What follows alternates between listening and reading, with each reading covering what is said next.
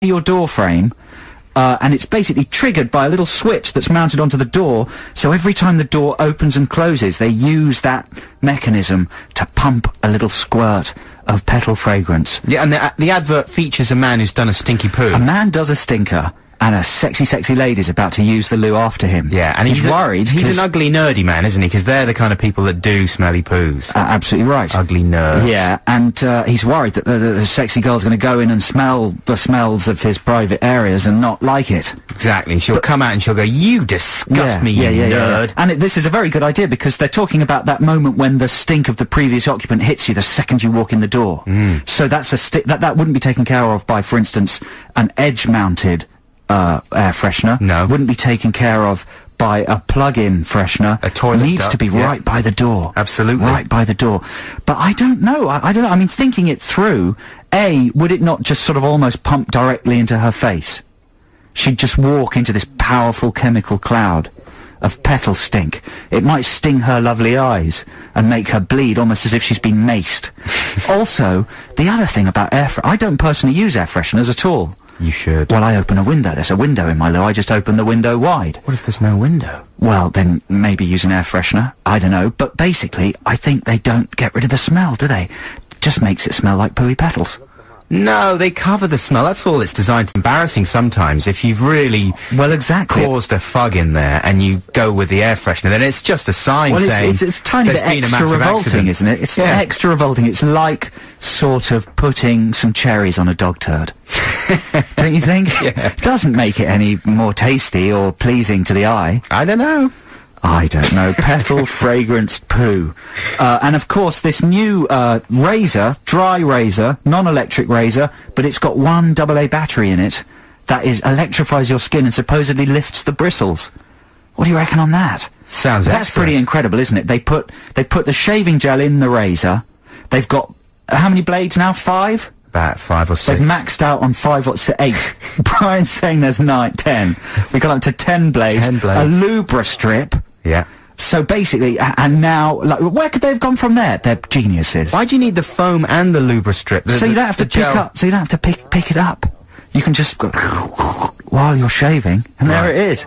But doesn't the gel inside do the same job as the Lubra strip? Doesn't matter. Well, you can't have too many Lubras and gels. Can I just tell you that you have really sold this product to me? And well, I just wonder whether anyone's used it, whether it's worked, because, of course, the next innovation might be actually haunted razors. Haunted? With ghosts in them. Why? To make your hair stand up, I mean. Man, you could be on that show. That's so last week. I know, thanks, man.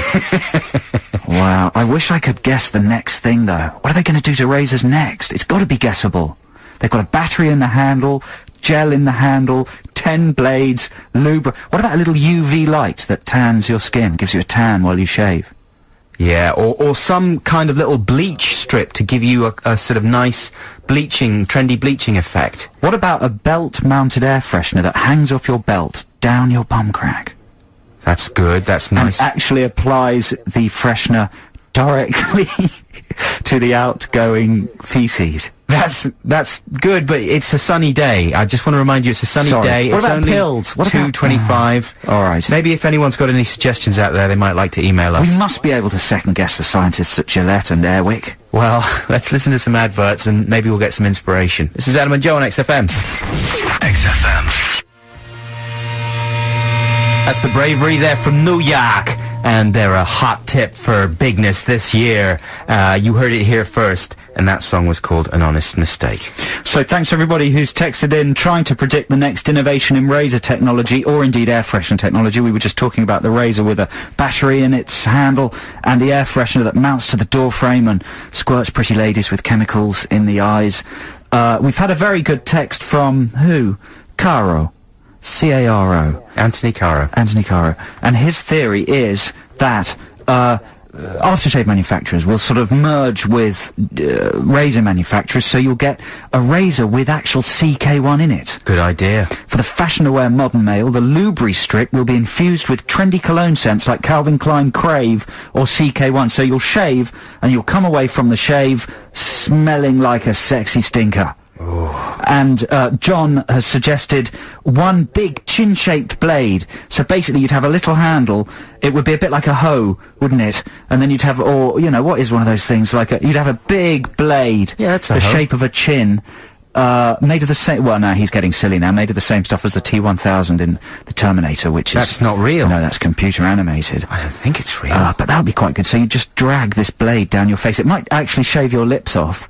It would hurt you quite badly, It would I actually say. probably just slice the bottom of your face off. And cut your throat. Cut your throat, but it would be a very close shave. It would. Yeah, and then you wouldn't have to put on any lipstick, 'cause there'd be blood all over your face. Good thought. Thanks very much for those emails. Thanks. They were texts. And texts. Yeah. This is Adam and Joe on XFM. Here's a classic from the vaults now. From the Echo. The vaults? Yeah. What's wrong with the vaults? It's a little bit of shorthand. vaults? The vaults, the XFM vaults, the Okay. rock vaults, the indie vaults. Okay. It's where Echo and the Bunnymen live, and here they are with their classic cut, The Cutter.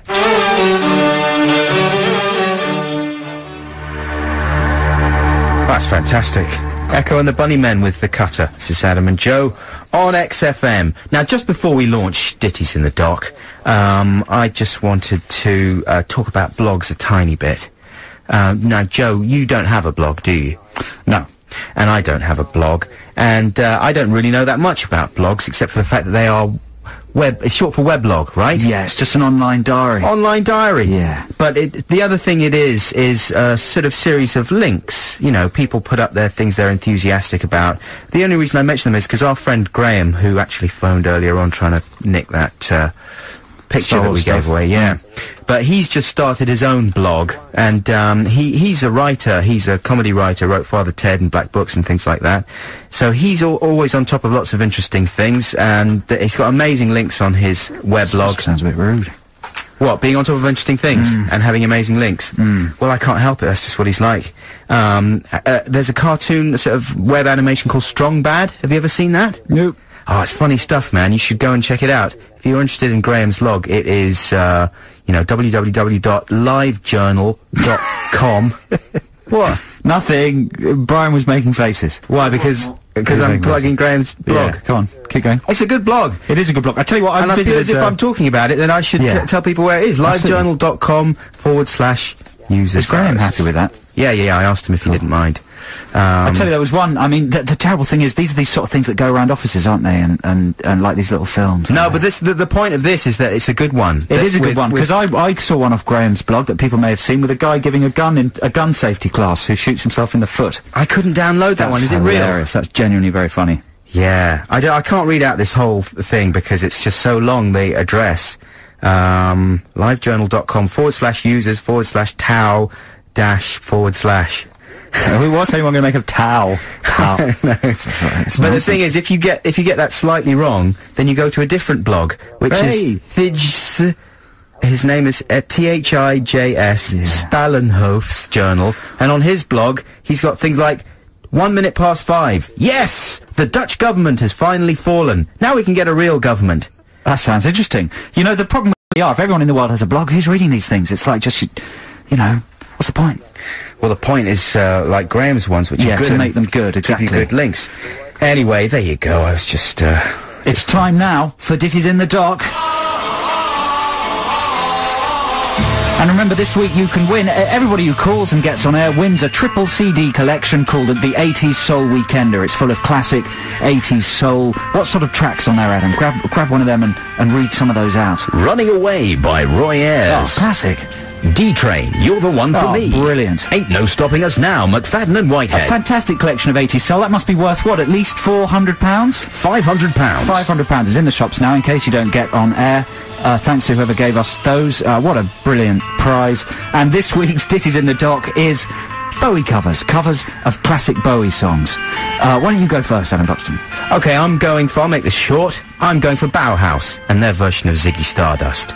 Now, this was the first time I ever heard Ziggy Stardust. In fact, I heard Bauhaus's version when it was in the charts in the early 80s. And I thought, this is good, this is important stuff. Didn't even realise it was a cover of Bowie at that point. And then when I finally did hear Bowie's own version of Ziggy Stardust, I thought it was lacking. I thought Bauhaus had nailed Stardust, more splendidly than Bowie himself. Wow. Just with more gush and more... Gush? More gush. That's Ooh, good. That's disgusting. Relish and gusto, that's what I was thinking of. Some relish and some gusto. And it was covered with both relish and gusto, the Bauhaus version. And it sounds really very relevant, if I can use that word today. It's just, it rocks, okay? And that's all I'm saying. Bauhaus with Ziggy Stardust. So there you go. You get to call 0871 222 1049 and vote for either Bauhaus's cover of what I've totally forgotten what it is. What is it? Ziggy Stardust. Or my choice, Joe Cornish's choice, Joe Cornish, is Bowie's classic song, The Man Who Sold the World, covered by Nirvana. Similarly, this is a better version, I think, than Bowie's actual version. Don't know about that. I don't know, I think so. It's from their Unplugged performance in 1993, shortly before Kurt Cobain was found dead. Nothing funny about that. Just the way you said it, like... Well, you know, this is a newsreader. I made my voice sound moroseful, because of course it's very sad. It was originally recorded by Lulu, and produced by Bowie, but I think the Nirvana version is vastly superior. It's an acoustic version, as I've said. So there we go. It's Bowie. Sorry, originally recorded by Lulu. You know, my brain is actually crumbling as I speak. Also, sum it up, Adam. Sum it up. Well, it was originally recorded by David Bowie, but it was covered by Lulu as well as Nirvana, I think. I thought it was first recorded by Lulu. I think it was first recorded by Lulu, then Bowie had it on his album. Well, that might be the That's case. my theory. Perhaps someone could confirm that. I didn't realise that was the case. But there we go. The number's 0871 222 1049. It's Bauhaus or Nirvana, both with classic Bowie covers. Get calling. XFM. Oh, it's modern music. Kasabian with Clubfoot. This is Adam and Joe, and this is XFM. It's Ditties in the Dock time this week. It is a Bowie covers playoff. Bauhaus with Ziggy Stardust versus Nirvana with The Man Who Sold the World. Adam did very good pitch there for Bauhaus. I warrant my pitch for Nirvana's The Man Who Sold the World was my worst ever. You sounded confused. You didn't sound as if it was your I didn't favourite sound song. like I really cared about it. Could that be a clue to the truth? I don't know. So here we go. We've got 5 callers on the line. Everybody who goes on air wins a copy of the 80s Soul Weekender 3 CD set. The very best of 80s Soul there. So first of all, we've got Adrian on line 1. Hello, Adrian. Hi, how you doing, guys? Very well, how are you? Yeah, good, thanks. Good one. Is that it then? Are you enjoying the sunshine? That's a kind of DJ question. Are you enjoying the sunshine? I'm actually just watching the rugby, so I'm a bit... Are you enjoying the rugby? Yeah, I am, actually. I've got the rugby on silent, and I've got you guys on the radio. Hey! Well done. So, Adrian, what are you voting for? Is it going to be Bauhaus or Nirvana? I'm actually going to go for Bauhaus. What? Why? I think the Nirvana song's a lot better, but you just don't hear it on the radio, the Bauhaus song, so I'm going to go for that. Ah, interesting logic. There you go. So that's 1-0 to Buxton, 1-0 to Bauhaus. Thanks for calling, Adrian. You win that CD. Jason on line 2. Hello, Jason. Good afternoon, chaps. Sup? What's going on? You got some sort of a horn practice going on there? I actually live next door to a park, and there's a young boy on his cycle. With Really? bikes, Which yeah. park do you live next door to? Park in Maidstone in Kent. Oh, very nice.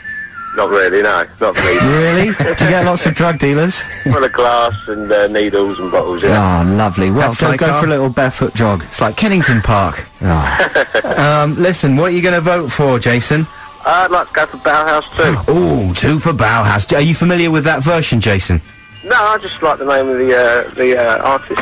Yeah, there you go. You like the name of the artist? So you're just going phonetically on the sound of the word? He likes the movement. I quite like that bow. Yeah. This is hopeless. Jason, thanks very much for your call. That's 2 for Bauhaus. Joe needs he badly needs one for Nirvana. You've got to have one, otherwise otherwise he's out of the he's picture. Stuffed. Simple as that. Douglas, are you there? Yes, hello, Joe. Hello, Douglas. Yeah, that's right. Don't say hello to Adam. Just say hello to me. Hello, Joe. Hello, am I your favourite?